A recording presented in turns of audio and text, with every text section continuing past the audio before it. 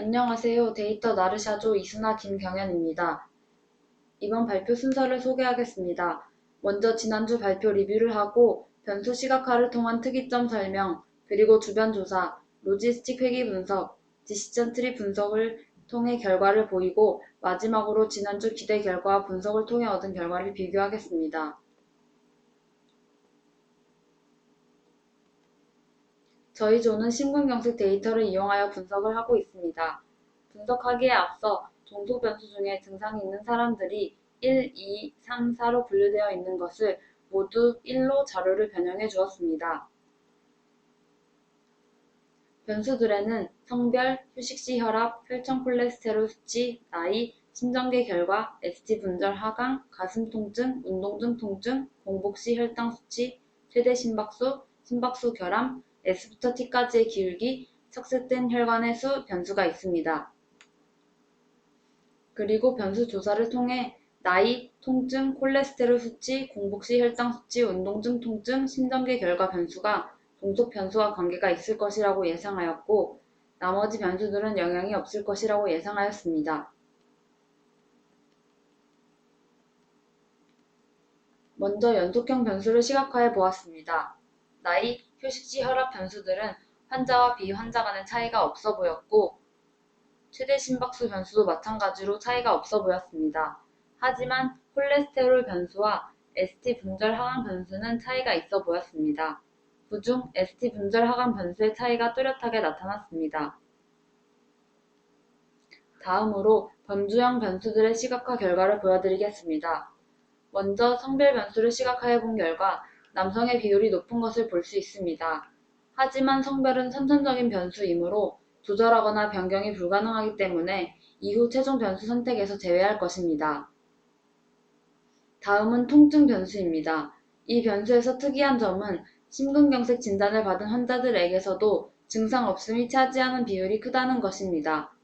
하지만 주변 조사 결과 심근경색의 특징 중 하나가 증상 없이 발병 가능하다는 것이므로 영향을 미칠 수 있다고 판단하였습니다. 공복 시 혈당 수치 변수를 보면 환자와 비환자 집단 간의 차이가 크지 않은 것을 볼 수 있습니다. 지난주 예상과는 다른 결과를 얻었으므로 후에 추가적인 분석이 필요하다고 판단했습니다. 심전계 결과 변수의 차트를 보면 ST 분절 이상이 차지하는 비율이 매우 작은 것을 볼 수 있습니다. 또한 정상인 사람에 비해 환자들의 차트에서 심시 비대증이 차지하는 비율이 높으므로 이 변수가 심근경색에 영향을 미칠 것으로 판단했습니다. 운동 중 통증 변수 또한 뚜렷한 차이가 있으므로 영향을 미칠 것으로 보이고 기울기 변수는 환자인 경우 ST 분절의 기울기가 평탄한 사람이 차지하는 비율이 높은 것을 볼 수 있습니다. 하지만 아직 개념이 부족하므로 주변 조사와 로지스틱 회귀 분석을 통해 유의한 영향을 미치는지 알아볼 것입니다. 다음 변수는 착색된 주요 혈관의 수인데 정상인 경우 착색된 혈관이 없는 것에 비해 환자인 경우 착색된 혈관의 수가 차지하는 비율이 크므로 심근경색에 영향을 미칠 것이라고 판단했습니다. 마지막 심박수 결함 변수에서는 환자가 정상인에 비해 가역결함과 고정결함이 차지하고 있는 비율이 월등히 많으므로 심근경색 진단에 영향을 미칠 것으로 생각됩니다. 이제 주변 조사 결과에 대해 발표하겠습니다. 심장은 크게 세 개의 심장혈관인 관상동맥에 의해 영양분을 받고 활동하게 되는데 이 관상동맥 중 어느 하나라도 혈전증이나 혈관의 수축 등 급성으로 막히는 경우 심장 전체 또는 일부분의 산소와 영양 공급이 급격하게 줄어들어 심근경색을 유발한다고 합니다. 이러한 심근경색은 증상과 의료 결과에 의해 진단하게 되는데 증상에는 가슴 통증, 가슴 압박감, 그리고 발작이 나타나는 경우가 많습니다. 하지만 특이한 점은 통증이 없을 수도 있다는 점입니다. 노년층 및 당뇨병을 동반한 환자에서는 가슴 통증을 호소하지 않는 경우가 절반 이상을 차지하므로 주의가 필요하다고 합니다. 이런 증상과 더불어 심전도 이상 결과와 X선 사진, 초음파 검사를 종합하여 심근경색 진단을 하게 됩니다. 이어서 이해가 부족했던 ST 분절에 대해 설명드리겠습니다. ST 분절이란 심근세포 전부가 탈분국한 결과 심장 각 부에서 전이차가 소실하기 때문에 기선에 되돌아가는 현상을 말합니다. ST 분절이 상승하는 경우 급성 심근경색, 급성 심장막염 등이 발생할 수 있고 ST 분절이 하강하는 경우 발작성 가슴 조임증, 저칼륨 혈증 등이 발생할 수 있습니다.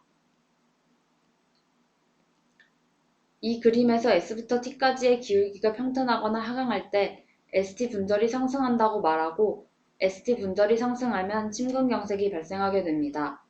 반면 기울기가 상승할 때 ST 분절이 하강한다고 말하고 ST 분절 하강은 심근경색에 미치는 영향이 작다고 합니다. 다음은 R을 이용한 로지스틱 회귀 분석 결과를 말씀드리겠습니다.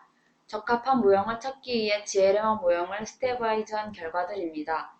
AIC가 가장 작은 모형이 적합한 모형이므로 마지막으로 선택된 변수들로 이루어진 모형이 가장 적합한 모형이라고 할 수 있습니다.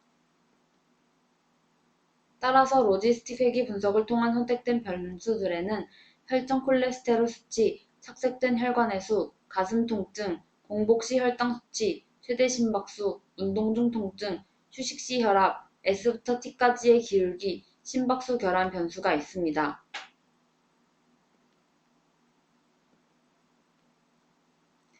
다음은 파티킷 패키지를 이용한 디시전 트리 모형 결과를 보여드리겠습니다.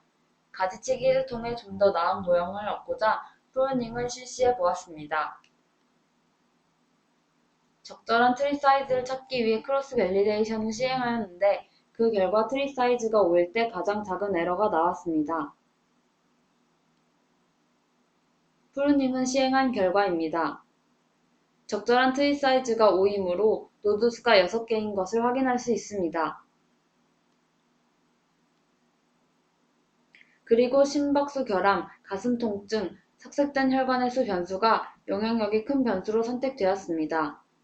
하지만 디시전 트리 모형은 과대적합될 가능성이 크기 때문에 추가적으로 최종 분석에서 여러 개의 트리를 생성해서 과대적합을 줄여주는 랜덤 포레스트를 이용하여 디시전 트리 모형의 단점을 보완할 것입니다. 이번 분석을 통한 중간 결과입니다. 로지스틱 회귀 분석과 디시전 트리 모형을 통해 선택된 변수들입니다. 두 가지 분석을 통해 변수들이 서로 겹치는 것을 볼 수 있습니다. 가장 영향력이 큰 심박수 결함, 가슴 통증, 착색된 혈관의 수 변수가 공통적으로 선택되었습니다. 그리고 디시전 트리에 프루닝하기 이전의 모형을 보면 영향력이 적은 변수들로 콜레스테롤 수치와 휴식 시 혈압, 그리고 최대 심박수가 있는데 이 또한 로지스틱 회귀 분석 변수 선택 결과와 겹치는 것으로 나타났습니다. 하지만 디시전 트리 모형의 단점을 보완하기 위해 추가적으로 랜덤 포레스트를 시행하여 최종 변수를 선택하겠습니다. 다음 주 발표 계획입니다. 먼저 랜덤 포레스트를 이용하여 분석을 하고 변수를 선택하겠습니다. 그리고 모든 분석을 종합하여 최종 결론을 도출하고 기대, 예측했던 것과 비교하여 평가를 내리겠습니다. 이것으로 발표를 마치겠습니다. 감사합니다.